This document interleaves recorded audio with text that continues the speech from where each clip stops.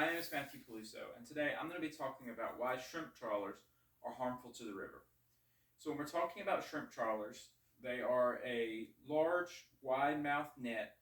with a long tail bag for holding catch, typically hauled behind a boat and primarily used to target shrimp species in North Carolina.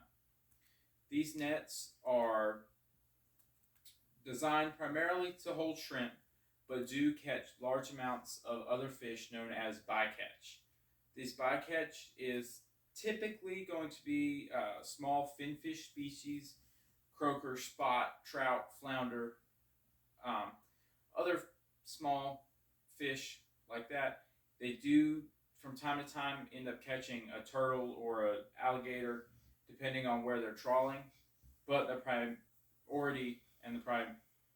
and the large amount of this bycatch is small finfish species. These typically the bycatch is going to be a larger number in pounds than shrimp during a haul. The research numbers done in conjunction with North Carolina Department of Marine Fisheries from 1991 indicated as high as 3.6 pounds of bycatch to 1 pound of keepable shrimp. 1999, this number was shown to be as low as almost 1.6, but the 2003 numbers were back up to about 3.1 and about 2.7 during the 2010 research numbers. So the numbers do fluctuate a little bit, and again, these numbers are pretty hard to 100% calculate, but based on the research done with marine fisheries, that was the rough estimations. And based on a couple of other research studies done to look at the trawling industry in North Carolina, they indicate that as little as 22% to somewhere around 48% of this bycatch is killed when it is thrown back overboard due to cramping in the net and too much time out of the water. So when you start looking at how much bycatch that is that's actually killed per year, the North Carolina shrimp industry in 2021 got around 7.6 million pounds of keepable shrimp, which means that when you calculate a roughly 22% kill of the bycatch caught with the smallest study numbers of bycatch species, you are looking at somewhere around 2.7 million pounds of fish killed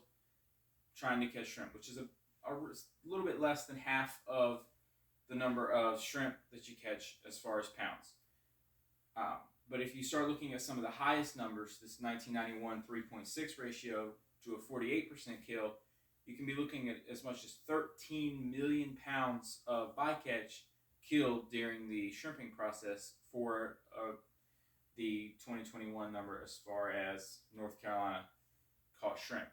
which is almost double the amount in pounds of fish that were killed trying to get the target species than the actual number of pounds of the target species caught, which is not very great numbers as far as loss to gain. So when you start looking at how this can ripple through the effect of the body of water as a whole, you start seeing declines in finfish populations. You start seeing lower health in other populations that maybe aren't suffering as much in how much they're actually getting caught in those nets. But because a lot of these small finfish are bait fish, you can see reduced number of food, which means reducing the food supply for larger fish and therefore rippling through the whole effect. Now, North Carolina is a little bit of a hard state to really judge against other states because it has one of the largest inshore sound and river systems, especially in the sounds that isn't really comparable to a lot of other states. So it's kind of hard to judge these numbers against other states. So you have to look at the length of time in North Carolina. but these are consistent trends over catch numbers through North Carolina. So when you start talking about how this can help the fishermen, when you have a better health in the river due to more abundant small fish and estuary space that they can't be trawled out of, you start seeing more larger fish, bigger shrimp moving out into the sounds and the oceans where they can trawl and get heavier numbers of shrimp to fish, and start seeing that more of that bycatch is within keepable size ranges that they can use to help reduce the amount that has to be just thrown back overboard and put some of that to use. So for the long-term health of the industry and